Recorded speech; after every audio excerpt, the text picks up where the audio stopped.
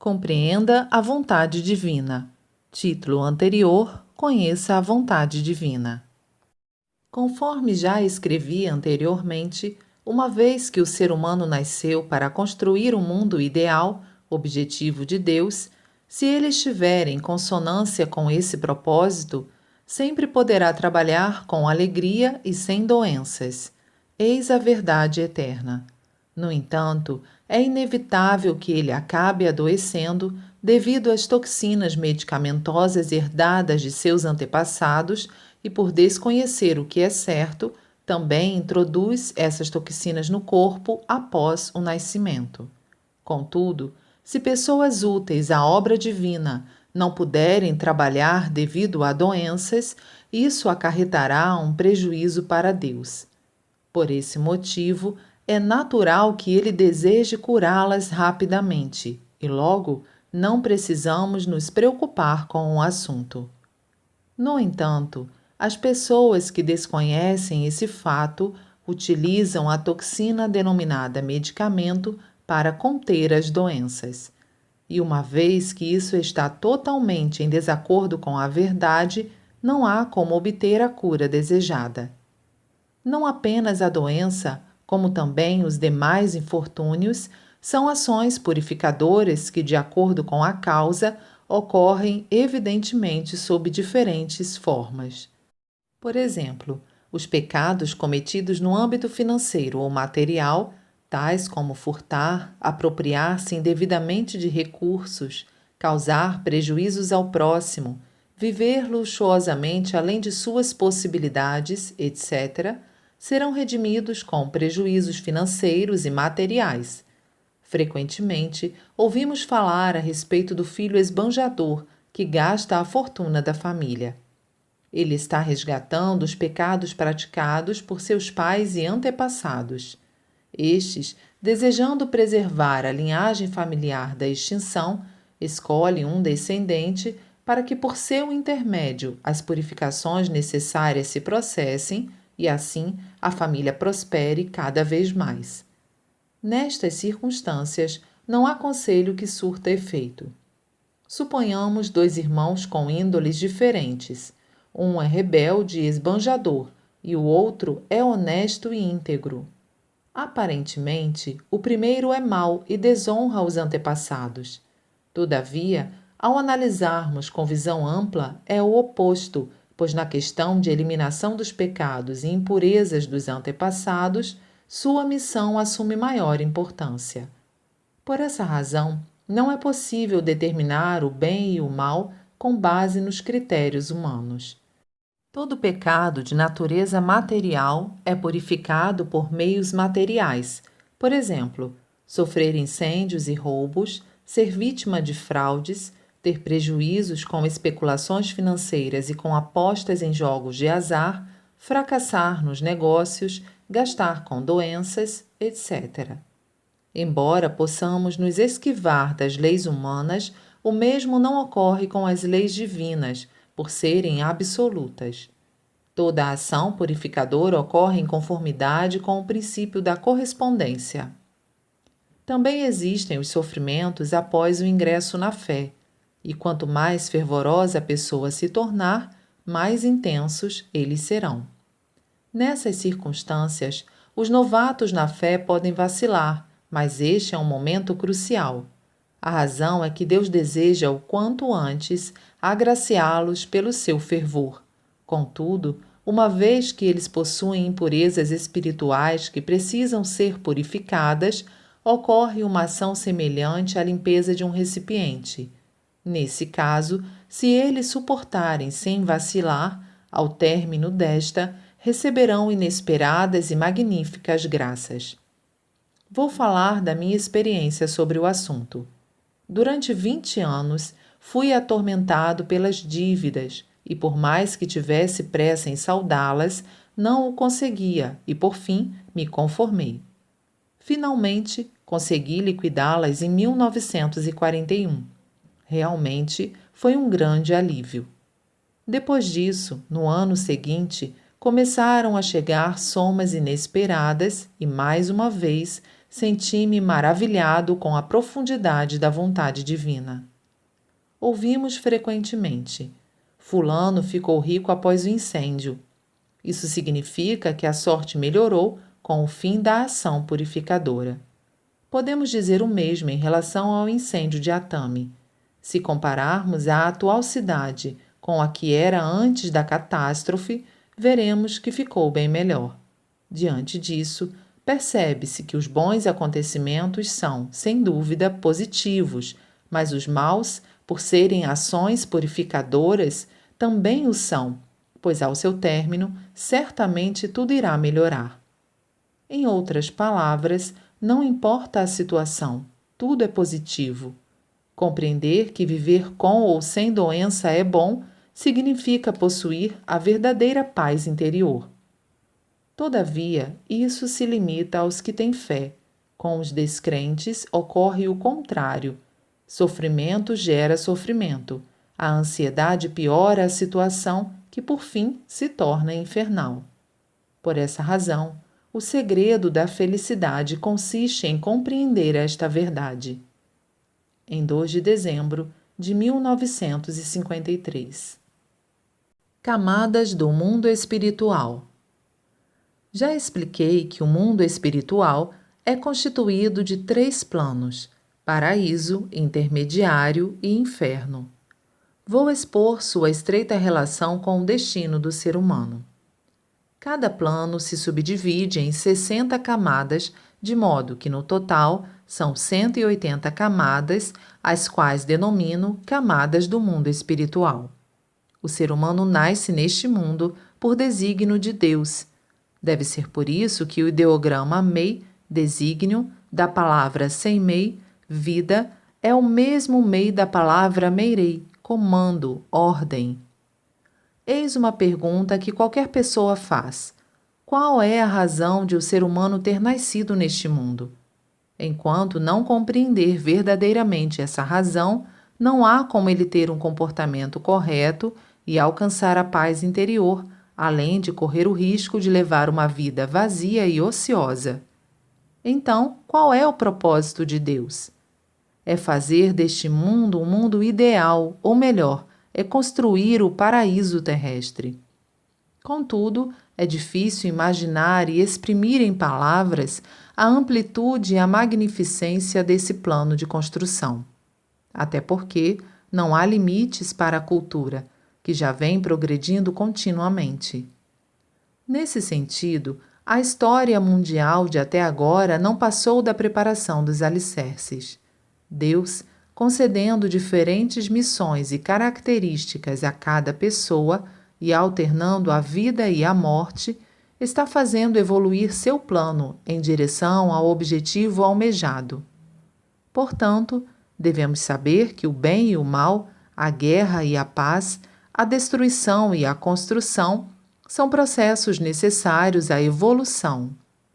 Como já explanei minuciosamente, atualmente estamos no período que denomino transição da noite para o dia.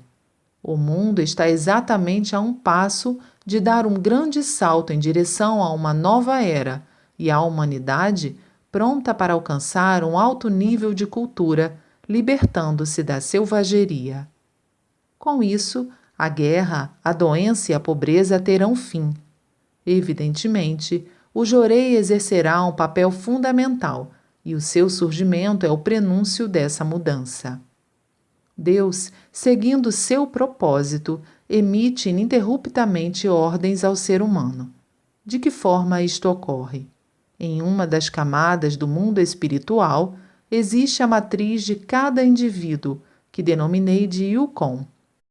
Primeiramente, Deus emite ordem ao Yukon e este, por sua vez, a transmite por meio do elo espiritual à alma, que está no centro do corpo espiritual do ser humano. No entanto, é muito difícil conseguir captar a ordem divina. Somente quem possui corpo espiritual purificado até certo ponto é que consegue.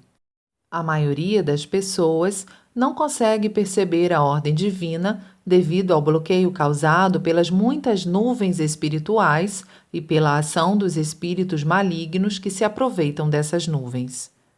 A prova disso é que muitas vezes aquilo que foi planejado não corre a contento, ou o destino acaba tomando um rumo sequer imaginado. Isso pode ocorrer com qualquer pessoa.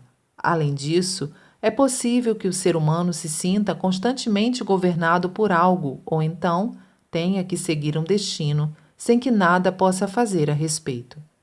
É que, de acordo com a camada em que o Yukon se encontra no mundo espiritual, há diferença na missão e também no destino, isto é, quanto mais alta estiver a posição do Yukon da pessoa naquele mundo, maior e mais elevada será a missão recebida de Deus e mais afortunada ela será.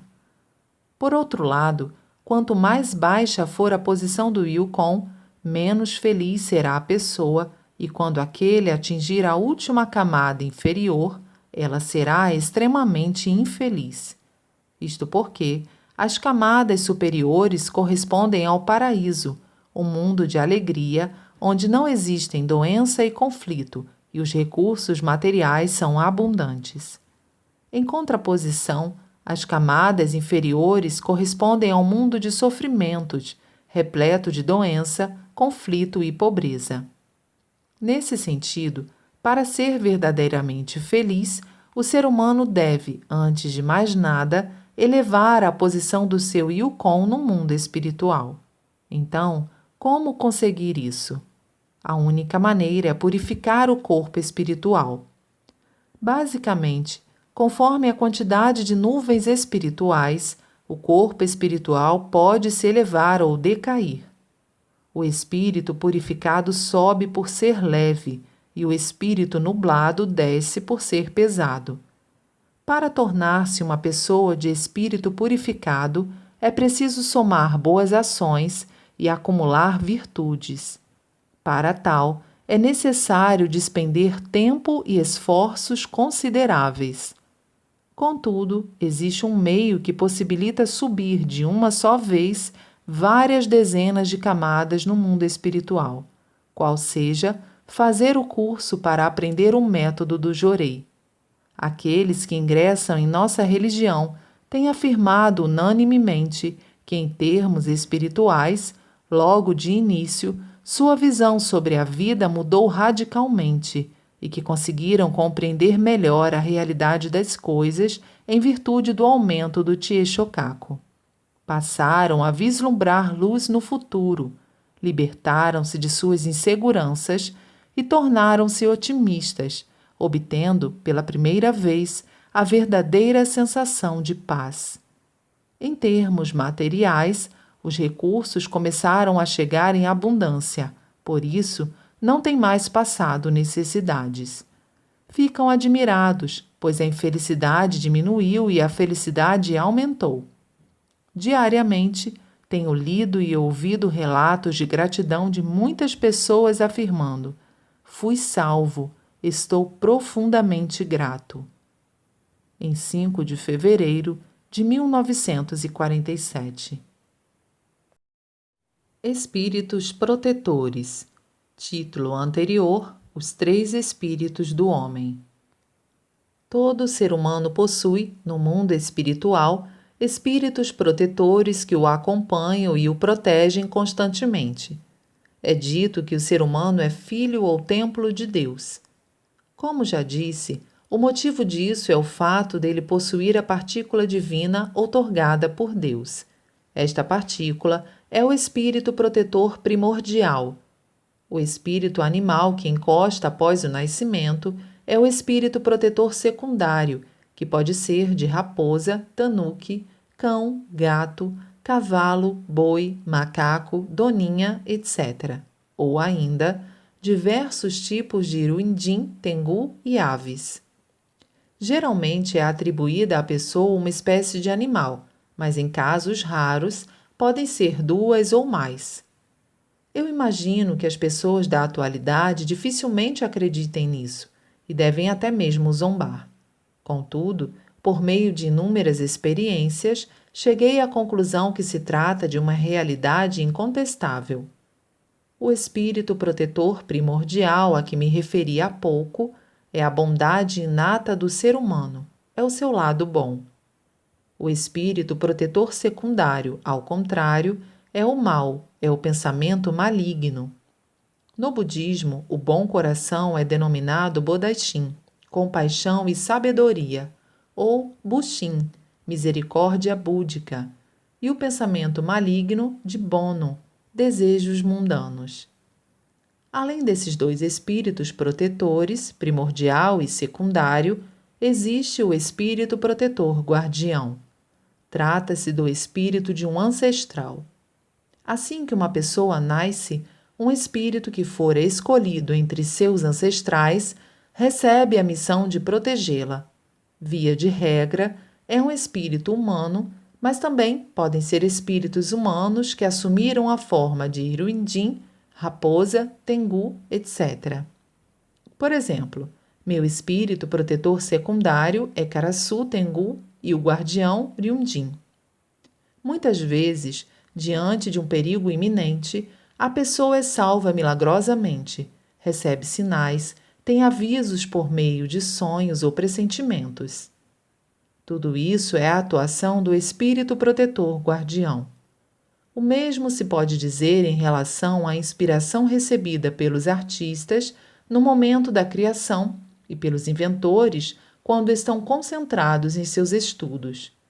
Da mesma forma, Deus atua por intermédio do espírito protetor guardião, tanto na realização dos desejos corretos do ser humano, quanto no caso de recebimento de graças por meio da fé. As antigas expressões "a sinceridade transmite-se aos céus" e "o coração sincero transmite-se a Deus" indicam que Deus concede suas bênçãos por intermédio do espírito protetor guardião. Em 5 de fevereiro de 1947. Vença o próprio mal. Título anterior: Vença seu próprio mal. Já escrevi um artigo intitulado Vencer o Mal, com o sentido de que não devemos nos deixar ser vencidos pelo homem perverso. Agora, falarei sobre a necessidade de vencermos o mal que existe em nosso íntimo.